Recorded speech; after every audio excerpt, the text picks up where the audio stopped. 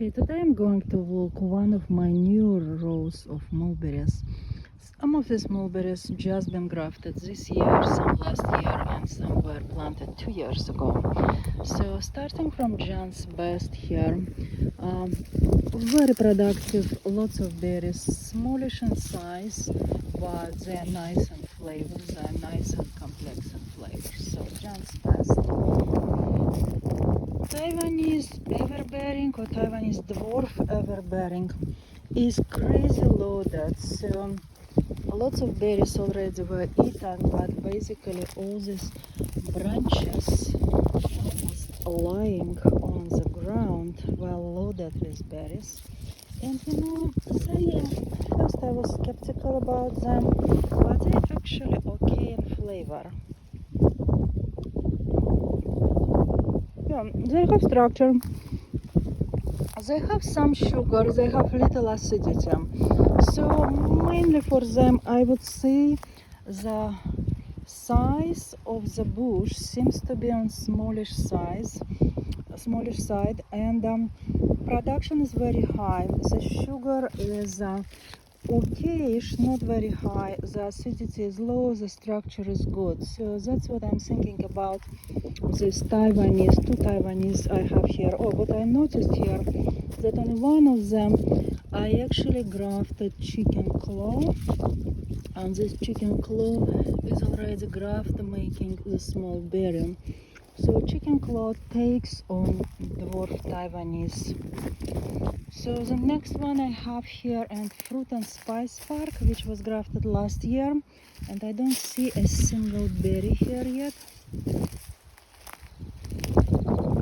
next one here is Shelly, just grafted probably months ago.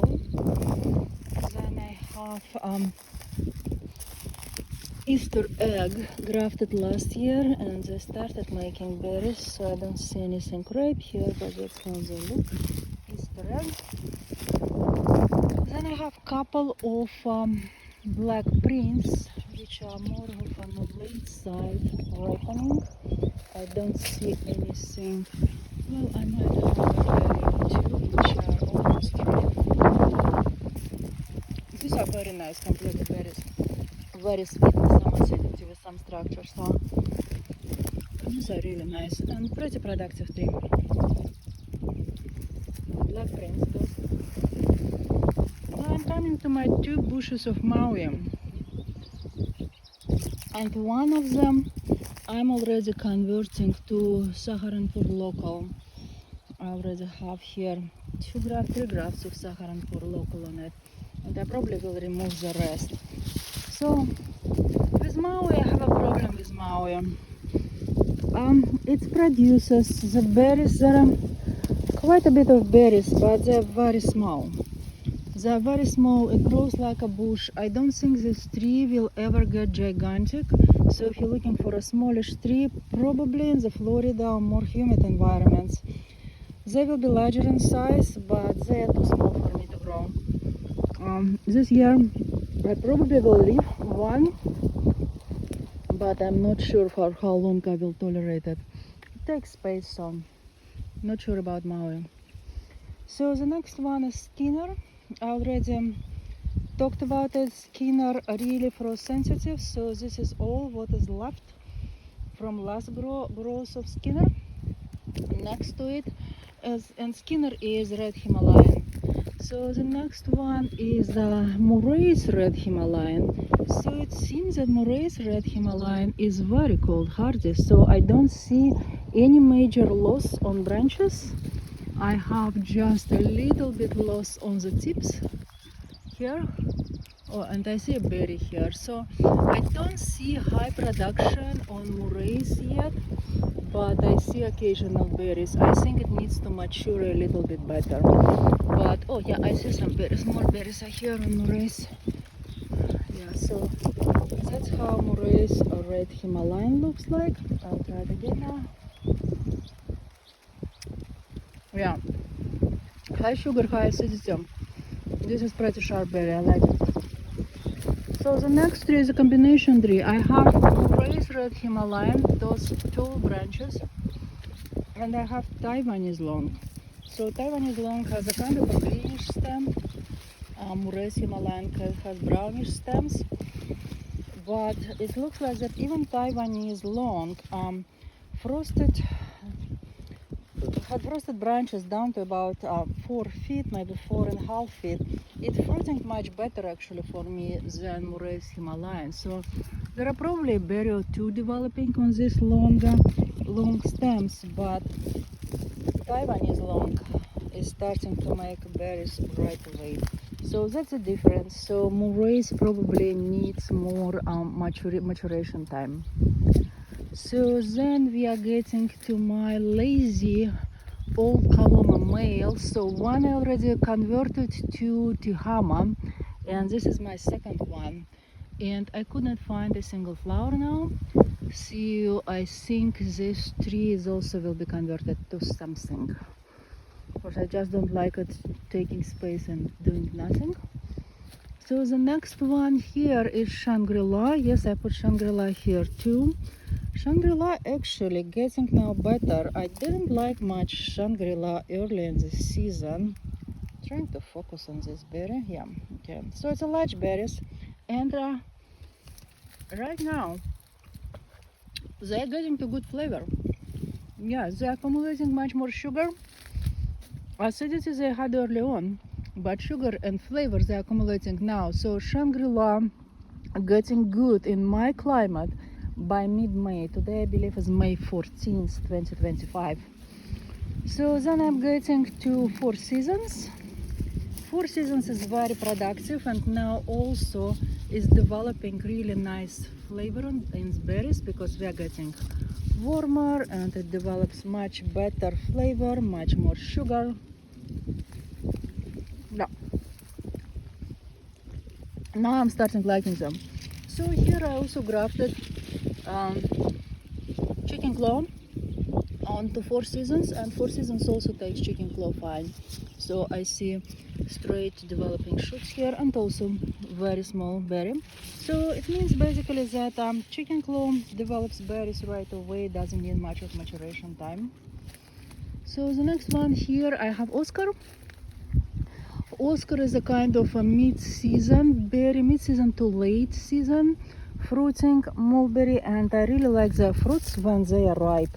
So they are not really large in size, they're kind of a medium in size, but they have a really nice complex sugar and acidity and really strong flavor. So Oscar is a nice old cultivar to have in the collection too. Okay.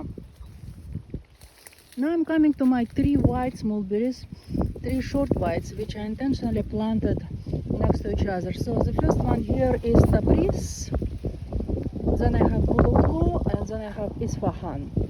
So I already showed in the previous video. So Tabriz berries, they ripen first for me, but right now they're also smallest. It seems that this tree needs some maturation time before it starts producing a lot, but they're very sweet. They're small, but they're very sweet berries. So these are Tabriz. Then I'm going to Buluklu. Buluklu is actually much later ripening, but I can pick one here. So Buluklu is a larger in size. So Buluklu is just one berry here in my hand. Usually much later ripening. And then I'm getting to Isfahan. And Isfahan will be even much larger in size. I will try to find some good berry. Let me see if I can find something really good and ripe. Good and ripe. Oh, maybe this is ones. Yeah. So now I'm putting 2 Tabriz on the left, Buluklu in the middle, and Isfahan on the right. We'll try to taste them right now, starting from Isfahan. Very sweet and soft, very soft and sweet. Isfahan. I'm going for Buluklu. No, Buluklu is not really ready yet. Buluklu needs a little bit more maturation time. It's a late ripening white. And Tabriz is very sweet. Yeah, Tabriz is very sweet. So yeah, so they're different. They are short whites, but they're different. So now I'm getting myself to another grafted fruit and spice park, Himalayan, also called Himalayan. I heard some people were saying, oh, it might be just Pakistan. You know, I'm looking at the berries, and I would not be very surprised if it's actually Pakistan. But yeah, I need to wait when they will get ripe and compare them with Pakistan. But it's fruiting already, and I grafted last year. Fast growing, like Pakistan is fast growing. So this is fruit and spice, grafted last year. This is Morus nigra. This one I got as a cutting on one of the exchanges as a red mulberry. Of course, it's not a red mulberry. It's nigra, and I've seen fruit somewhere. Yeah, so it's a very typical nigra fruits are going to ripen here. So yeah, more here. Yeah, so let's see. Yeah, nigra. So it's a Morus nigra. I don't know how different it is from my old Kaloma Ester, but it's just another accession I got. So then I'm getting, I believe this is another Easter egg, and this one I just grafted recently. I just grafted this year. Let me see what I say here. Oh yeah, this is white feather of royal pigeon. So supposed to be a white berry, another white berry, but growing very fast. I would say maybe the fastest growing from all my grafts I did this year. White feather of royal pigeon. So the next graft is also grafted this year is Shelly. It's supposed to be real Shelly. And you see the fruit is getting to be black. Also grafted this year. Yeah, actually Shelly also grew very fast, and I was afraid that these grafts will break, and I actually pruned them because we had very strong winds. So Shelly grafted this year. Then I'm getting to another plant of Dimor 9. A bit younger, yeah, about a year younger than my other tree. Yeah, also producing fine. Doesn't have much of a frost damage. All damage I'm getting is this thin shoots on tops. Sometimes they're getting frozen. Otherwise, this tree survives just fine. Yeah, Dimor 9 is excellent. Probably one of my favorite mulberries, Dimor 9. Okay, another Easter egg I have here. Oh, here I have actually ripe berries. So this Easter egg was grafted last year. Easter egg gets pretty pink, sometimes even dark pink berries. And the flavor is amazing. Easter egg is amazing berry. So then I have two of John's Best. I already spoke about them. So a lot of production, smallish berries, but lots of them, nice flavor. Another tree here. Oh yeah, actually also on John's Best I also grafted chicken claw, and chicken claw is doing just fine also on John's Best and forming these berries. It looks like it's going to be long skinny berries, but not as long as the Himalayan type, because this is supposed to be Traluba, not Makroa. So that's John's Best. Then I have two of Four Seasons, large berries, a lot of production, very good flavor now, a lot of sugar now. Yeah, hopefully here you can see how much fruit I'm getting on these branches. Tons of fruits are large. Like if just will take this particular cluster, you see how many huge large berries I'm getting here. Okay. Here I have small old Kaloma. This is Morus nigra, old Kaloma Morus nigra. And ending up this row with two more trees of Black Prince for the later harvest.